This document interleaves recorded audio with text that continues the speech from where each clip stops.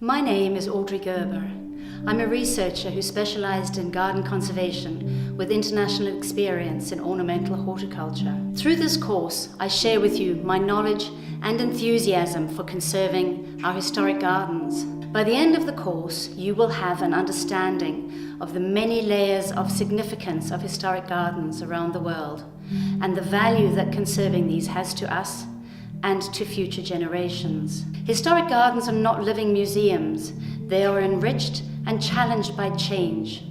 Understanding the origin and influence of these changes and recognizing our capacity and responsibility to sensitively manage change is the essence of conservation. This course delivers both a broad outline and a deeper philosophical and practical approach to conservation of historic gardens. You will be suited to this course if you're a student of garden history, a professional whose talents shape our heritage landscapes, someone involved in the practical aspects of managing historic gardens,